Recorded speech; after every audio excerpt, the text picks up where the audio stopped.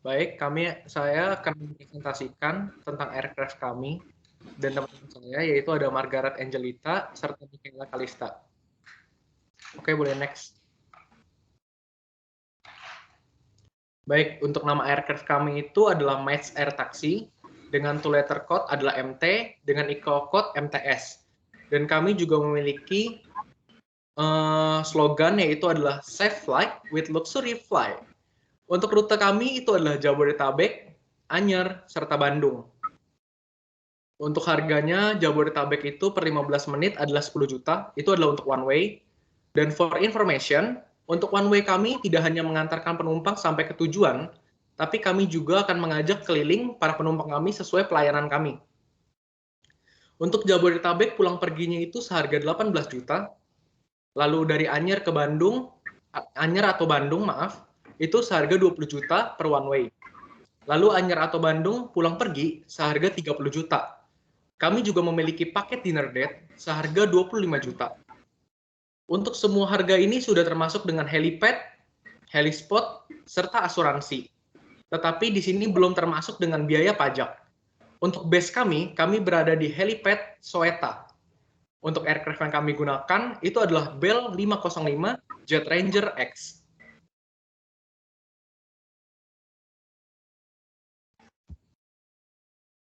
Baik, di sini saya akan menjelaskan mengenai paket dinner yang dimaksud oleh Stephen tadi. Jadi untuk paket dinner date ini seharga 25 juta, termasuk untuk mengelilingi Jabodetabek selama 15 menit, dan sudah termasuk dengan biaya helipad dan heliport, dan juga untuk asuransi. Nah, nanti di sini kita akan terus bekerja sama dengan hotel, dan kami akan melakukan kerjasama dengan Hotel Grand Hyatt yang ada di Bundaran HI. Dan di sini kita memanfaatkan helipad milik Grand Hyatt ini, selain untuk tempat parkir helikopter itu sendiri, kita akan menyediakan dining seperti ini. Lalu nanti akan disertai dengan live music dan free course meal dan beverage. Nah, di sini tidak perlu khawatir mengenai tempat diningnya dekat dengan helipad, takutnya mungkin ada yang terbang seperti itu ya.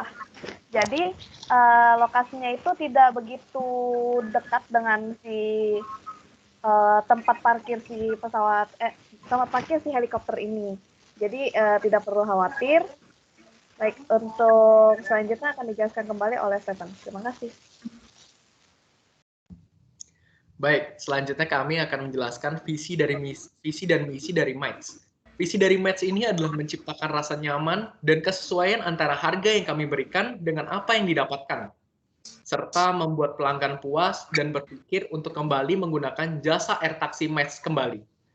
Lalu untuk misi dari Mites, itu yang pertama adalah memberikan pelayanan sebaik mungkin dengan ramah, serta kami juga akan melaksanakan 4S, yaitu adalah sopan, sapa, salam, dan senyum.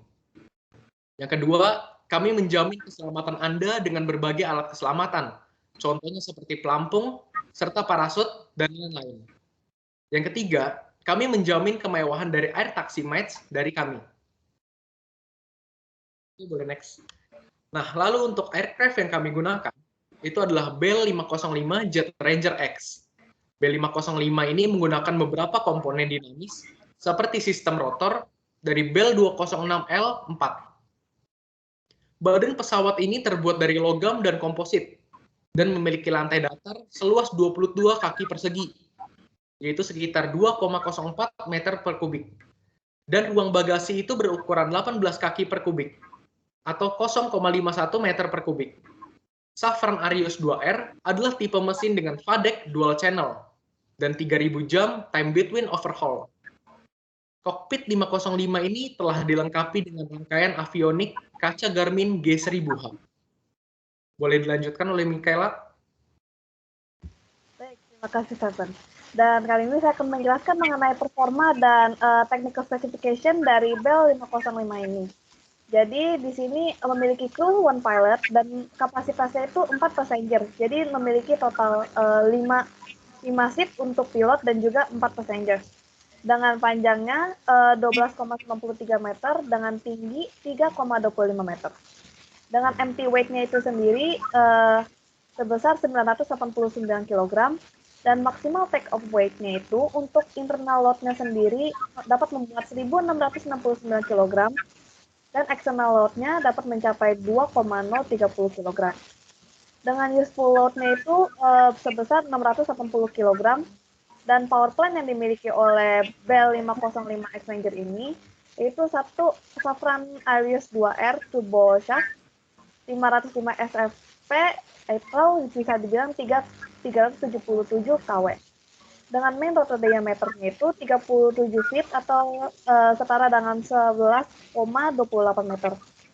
Dan main rotor areanya sendiri itu sebesar 99,9 meter kuadrat. Dan helikopter ini memiliki maksimum speed sebesar 232 km per jam, itu untuk max-nya, dan range penerbangannya itu 617 km per 33 nmi, dengan ketinggian 1.200 meter atau setara dengan 4.000 kaki. Dengan service ceiling-nya itu 5.670 meter, dengan berat 1.670 kg. Berikut adalah seating configuration dari Mites Airline kami dengan menggunakan Jet Ranger X.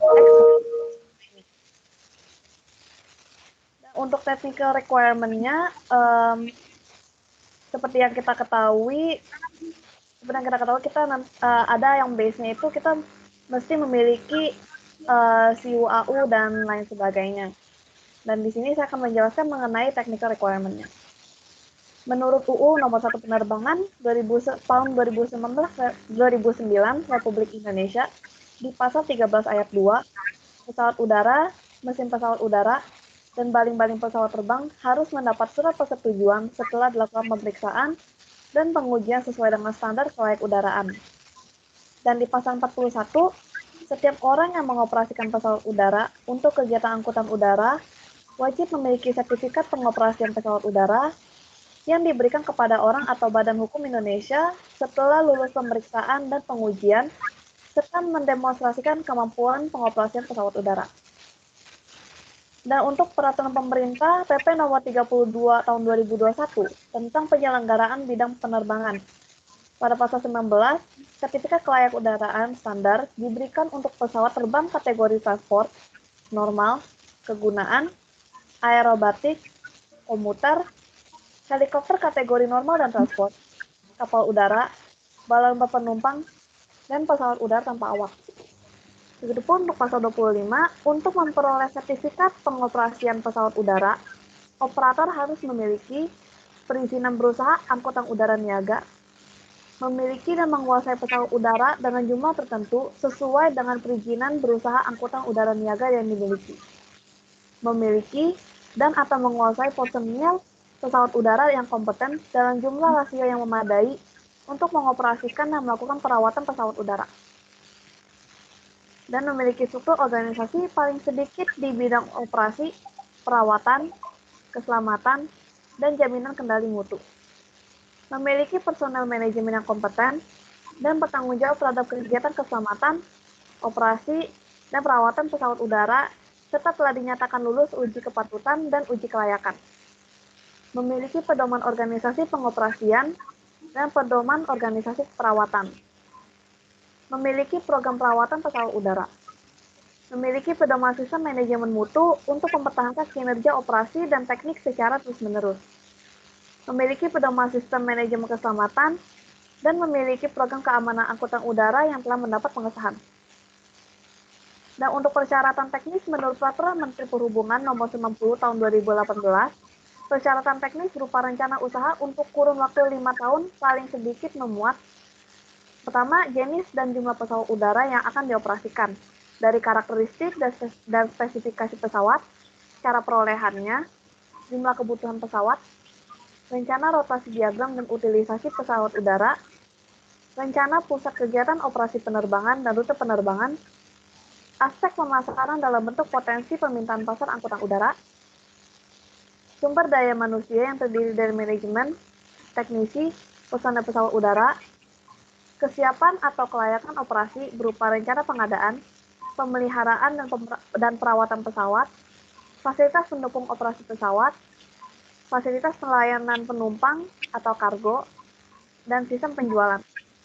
serta ada analisa dan evaluasi aspek ekonomi dan keuangan berupa rencana kebutuhan modal, asumsi dasar dan perhitungan biaya operasi, proyeksi LR, arus kas, neraca, rasio keuangan, analisa ekonomi, dan finansial. Baik, untuk presentasi selanjutnya akan dilanjutkan oleh rekan saya, Margaret. Margaret, silakan. Baik, selanjutnya adalah administrative requirement. Boleh di next, Mica. Untuk syarat-syarat administrasinya sebagai berikut. Untuk tanda bukti persyaratan izin angkutan udara, yang pertama untuk angkutan udara niaga tidak berjadwal yang menggunakan tipe pesawat udara terbesar dan saling menunjang dengan kapasitas lebih dari 70 tempat duduk sekurang-kurangnya, modal disetor sebesar 300 miliar rupiah. Yang kedua, untuk angkutan udara niaga tidak berjadwal yang menggunakan tipe pesawat udara terbesar dan saling menunjang dengan kapasitas kurang dari 70 tempat duduk sekurang-kurangnya modal disetor sebesar 150 miliar rupiah. Boleh di next.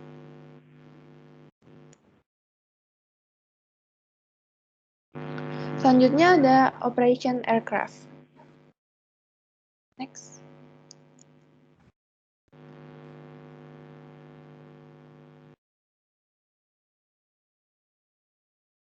Yang pertama, menurut Peraturan Pemerintah Nomor 32 Tahun 2021 tentang penyelenggaraan bidang penerbangan.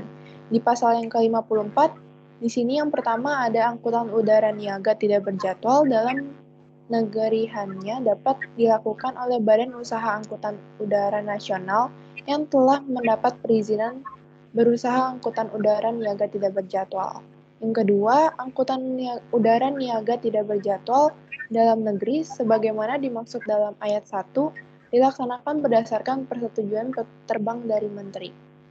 Yang ketiga, Badan Usaha Angkutan Udara Niaga tidak berjadwal dalam negeri dalam keadaan tertentu dan bersifat sementara dapat melakukan kegiatan angkutan udara niaga berjadwal setelah mendapat persetujuan dari Menteri. Boleh di next.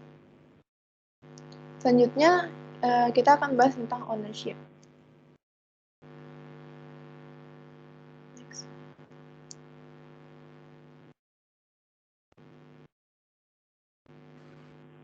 Yang pertama ada Peraturan Menteri Perhubungan Nomor 90 Tahun 2018. Itu persyaratan permohonan izin usaha pengangkutan udara niaga tidak berjadwal. Yang pertama, NIB sesuai OSS dan izin usaha yang belum berlaku efektif. Yang kedua, untuk persyaratan administrasi sebagai bagian dari persyaratan komitmen selain di nomor 1, yaitu memiliki akte pendirian usaha yang bergerak di bidang angkutan udara niaga. Yang kedua, bukti modal yang disetor. Yang ketiga, ada garansi atau jaminan bank. Dan surat keterangan dari Kepolisian Negara Republik Indonesia untuk anggota direksi. Serta yang terakhir, adanya pembayaran PNBP. Boleh next. Yang kedua, Peraturan Pemerintah Nomor 32 Tahun 2021 tentang penyelenggaraan bidang penerbangan. Di pasal yang ke-39 nomor 2B, dikatakan bahwa angkutan udara niaga tidak berjadwal memiliki paling sedikit 1 unit pesawat udara dan pesawat udara yang lainnya dalam bentuk menguasai dengan jenis yang mendukung kelangsungan operasional penerbangan sesuai dengan rute yang dilayani. Boleh next. Untuk selanjutnya, Peraturan Pemerintah Perhubungan Nomor 90 Tahun 2018, yaitu tentang izin usaha yang khusus menyelenggarakan angkutan udara untuk angkutan udara niaga tidak berjadwal untuk Badan Usaha Angkutan Udara. Yang pertama, adanya melampirkan rekomendasi slot time dari pengelola atau koordinator slot sesuai dengan jam operasi bandar udara. Yang kedua, melampirkan surat permohonan FA. Yang ketiga, melampirkan rencana manifest dan kontrak charter. Dan yang terakhir, adanya peraturan dari Kementerian Perhubungan Republik Indonesia, yaitu angkutan udara niaga tidak berjadwal itu minimal adalah 1 unit yang dimiliki, ditambah dengan 2 unit yang dikuasai. Oke, selanjutnya boleh dijelaskan oleh Steven. Oke, selanjutnya itu ada proses, flow, and timeline. Boleh di next. Nah, untuk perizinan terintegrasi secara elektronik di lingkungan Direktorat Jenderal Perhubungan Udara, yang pertama itu kita harus melakukan permohonan melakukan registrasi di sistem OSS untuk mendapatkan NIB dan izin usaha yang belum berlaku efektif. Sistem OSS ini adalah online single submission di BKPM. Selanjutnya, NIB dan izin usaha yang belum berlaku efektif dan persyaratan penentuan komitmen, seharusnya sebagai pelaku usaha, kita menyampaikan surat permohonan penerbitan izin usaha angkutan udara niaga kepada Dirjen Perhubungan Udara dengan melengkapi pemenuhan persyaratan komitmen setelah mendapatkan NIB dan surat izin usaha yang belum efektif. Selanjutnya, Direktorat Jenderal Perhubungan Udara akan menganalisa dan mengevaluasi. Jika ditolak, kita harus melakukan revisi, lalu akan menyerahkan kembali kepada Jenderal Perhubungan Udara. Jika sudah diterima, Direktorat Jenderal Menteri Perhubungan akan menerbitkan surat izin usaha angkutan udara niaga setelah memenuhi persyaratan sesuai ketentuan yang berlaku. Selanjutnya, SIUAUNB atau NTB akan diupload melalui sistem OSS agar izin usaha yang telah diterbitkan dapat diefektifkan oleh lembaga OSS. Dan yang terakhir, jika sudah melakukan semua proses tersebut, kita akan mendapatkan surat izin telah berlaku efektif dan badan usaha dapat menjalankan bisnisnya. Terima kasih. Sekian dari kelompok kami. Jika ada yang ingin ditanyakan, silahkan.